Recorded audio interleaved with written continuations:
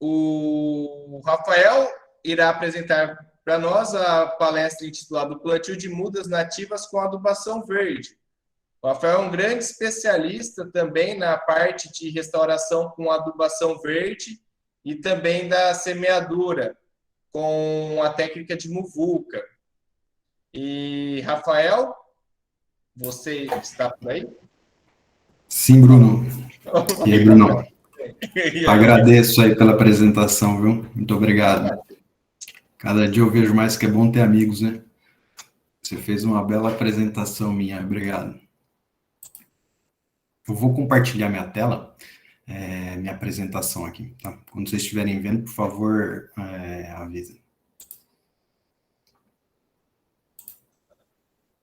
Sim, estamos bem.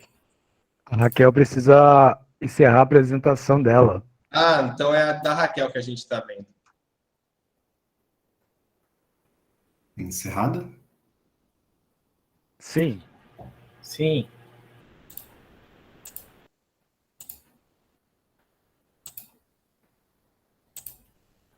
Vocês já estão vendo minha tela? Ainda não, Rafael. Quando chegar, por favor, avisa aí, Felipe. Pode deixar.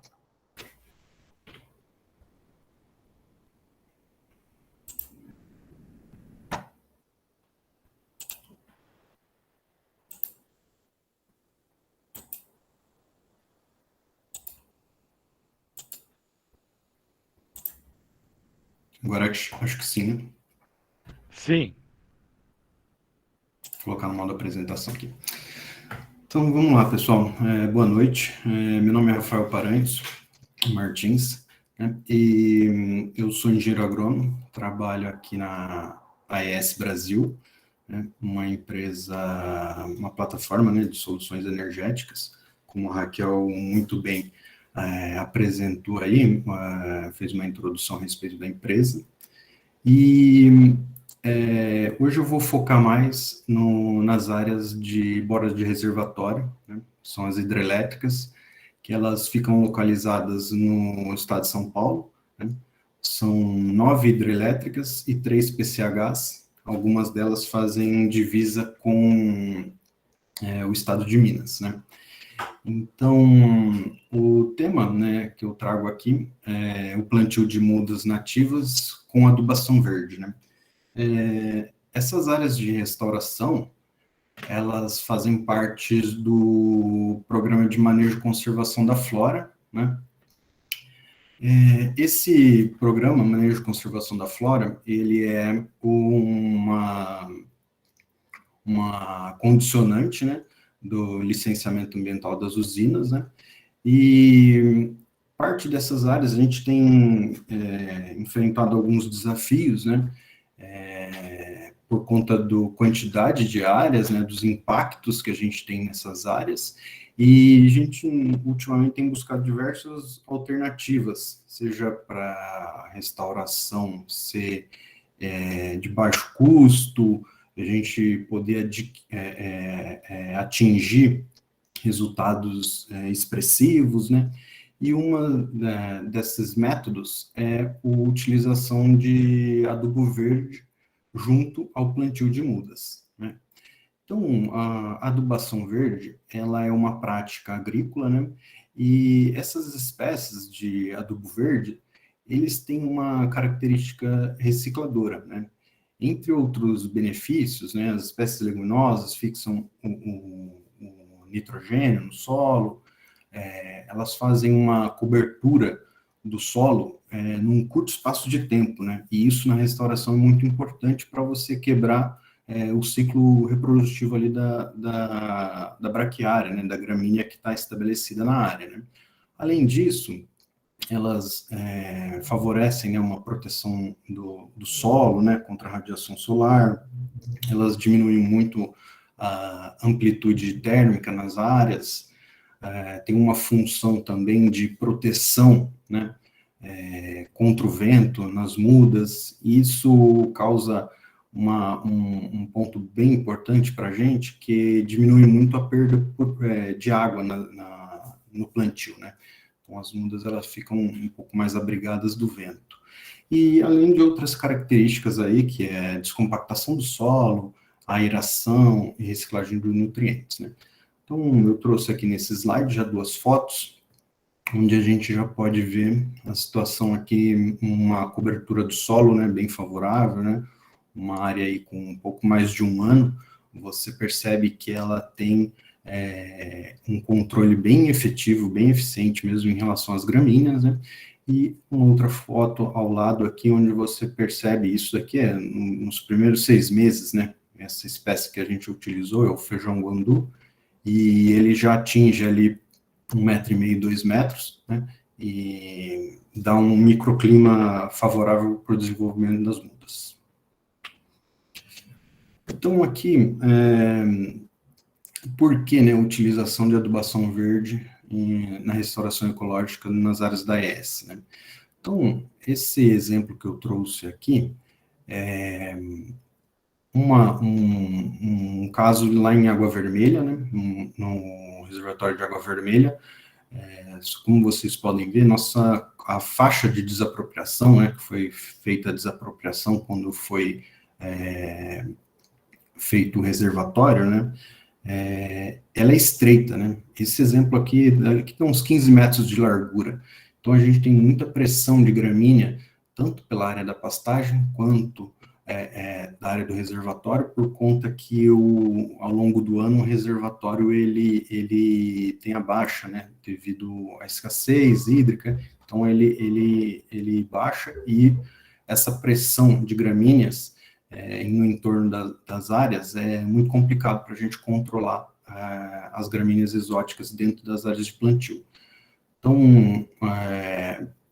um outro ponto importante para a gente, que é o estabelecimento das mudas logo no primeiro ano, né? Que a gente conseguir estabelecer as mudas, quebrar esse ciclo reprodutivo das gramíneas, favorecer, né, o desenvolvimento das mudas. A gente tem feito diversos testes, né, para entender espaçamento, quantidade de sementes, a gente ainda está evoluindo bastante nisso, já chegamos em algumas receitas, e a gente percebe que a adubação verde, ele favorece muito o plantio, né, reduz um pouco ali a questão do uso do herbicida para o controle de mato competição, e esse microclima que é criado favorece muito o desenvolvimento das mudas. Aqui são algumas... Sim? Tem uma solicitação aqui do chat. Você teria como clicar em ocultar ali embaixo na sua apresentação, por favor? Obrigado. Agradeço. Imagina. Aqui nesse slide são algumas espécies que a gente já utilizou, né? A gente já utilizou crotalária, aveia preta, tremoço, feijão de porco, nabo forrageiro e o guandu, né? O que a gente mais tem usado é o feijão guandu, né, por conta do porte dele. Ele é um arbustivo, né, então ele é semi-perene, ele fica ali no sistema uns 3 anos, e por ter esse porte arbustivo, né, ele consegue fazer uma cobertura, né, do solo bem expressiva e controlar muito bem a braquiária, né. Um ponto importante em relação ao plantio de adubo verde é que as espécies elas são separadas em 2 grupos, né? Um grupo ele tem recomendação para você semear na primavera-verão e o outro outono e inverno, né? Então, esses são alguns pontos de atenção para quem for utilizar as adubações verdes, né? Condição do solo, qual é o método de preparo que você vai utilizar, e a questão grupos das espécies, né? Uma parte é primavera-verão e outra outono-inverno. O espaçamento vai depender do método de restauração. A gente já testou diversos espaçamentos. Hoje a gente entende que 2, 3 sementes de feijão guandu por metro tá ótimo. A gente já fez alguns testes entre plantas, né? Você plantar na linha de plantio entre mudas, o feijão, e também na rua, né? A gente fez esse plantio tanto na rua quanto na linha, e estamos fazendo algumas medições e chegando a algumas conclusões, né? Então, aqui nas imagens a gente pode ver, essa área é primeiro ano, né, dela, é uma área em água vermelha também, com o estabelecimento do Guandu já bem desenvolvido, né, e as mudas plantadas, se favorecendo de todos esses benefícios que eu comentei nos slides passados, né. Essa área ao lado aqui, ela era uma estrada rural, né, aqui na parte de cima é cana, e ela era uma estrada rural bem compactada, que nós utilizamos o feijão de porco para auxiliar nessa descompactação e favorecer o desenvolvimento das mudas. Aqui nesse slide tem uma foto de drone, que é na PCH Mogi Guaçu. Esse é um talhão que nós fizemos em 2017, né? Foi o plantio de mudas com adubação verde, e essa foto é no segundo ano, onde você já pode ver, né, que a área está totalmente recoberta, né? Tem o feijão guandu, mas na foto ao lado você já consegue identificar algumas copas, né, devido à coloração diferente, né? Então as mudas elas começam a abrir já uma copa acima do feijão guandu e vão sombreando ele aos poucos até ele ir saindo do sistema, né? E esse rápido recobrimento dele favorece muito esse microclima para dentro da área de restauração, né? Por conta você percebe andando na área uma questão, uma umidade, né? Bem diferente das áreas onde você só tem o plantio de mudas, né? Então, você tiver uma seca extrema, um inverno bem rigoroso, você tem uma maior disponibilidade de água ali para as mudas por conta desse microclima criado pelo feijão guandu. Aqui é uma área no reservatório de Bariri, né?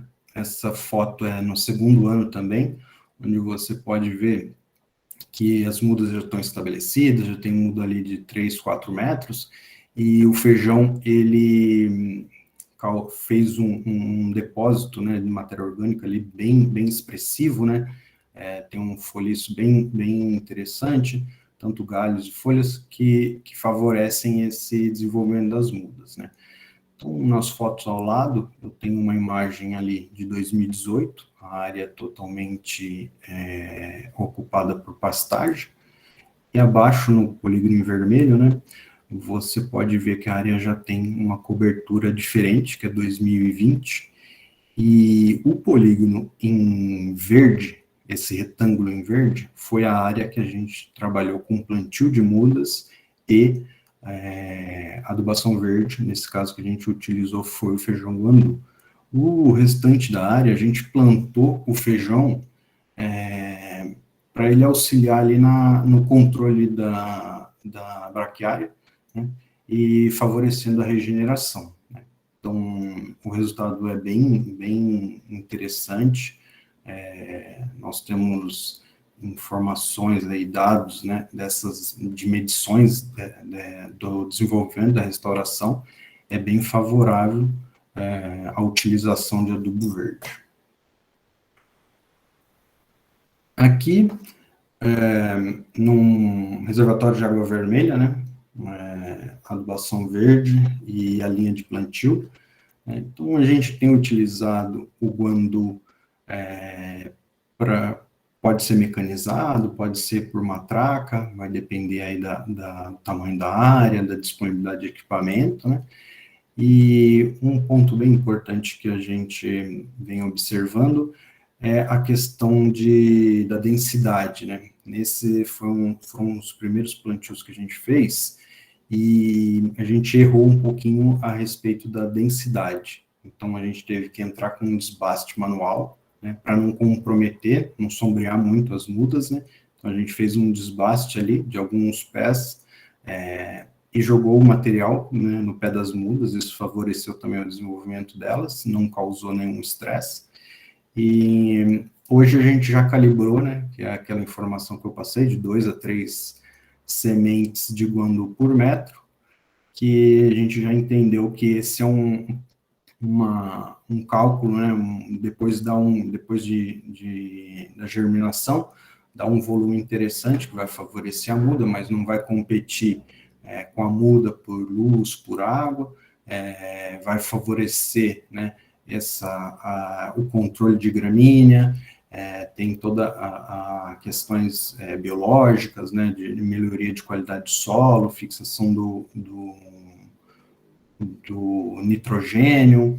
Então, a adubação verde vem como uma técnica, né, bem importante para trabalhar na restauração, né, dessas áreas, uma vez que o desafio é grande, né, e também por conta dessas faixas estreitas, então a gente precisa, de fato, conseguir controlar a braquiária, quebrando o ciclo dela, para a gente poder estabelecer as mudas e ter uma sucessão natural, uma regeneração nessas áreas. Pessoal, era isso que eu tenho para falar aqui, já extrapolamos o horário aqui. Meu contato, eu agradeço aí, muito obrigado pelo convite, Bruno. A gente vem desenvolvendo parcerias grandes com a UFSCar, né, o pessoal da Ceiba, o WayForest, todo mundo ganha, né, vem só a somar. É um prazer participar aqui do webinário, né? Eu agradeço muito, Bruno, pelo convite. Estou sempre à disposição aí, viu? Nossa, perfeito. Muito obrigado. Vamos ver aqui. Pessoal, mais alguma pergunta para o Rafael? Rafael, Rodrigo T. Rocha pergunta: Rafael, por ser semi-perene, o guandu consegue regenerar? Rodrigo, nós temos observado, num plantio que nós fizemos em 2015, ele não se estabeleceu, hoje você não encontra nenhum indivíduo na área, nenhum. E um outro plantio que a gente fez um pouco mais recente, de 2018, você ainda consegue ver alguns indivíduos regenerando, mas eu ainda acredito que é por conta da entrada de luz. A partir do momento que tiver uma área mais sombreada, ele provavelmente fica fora do sistema, tá?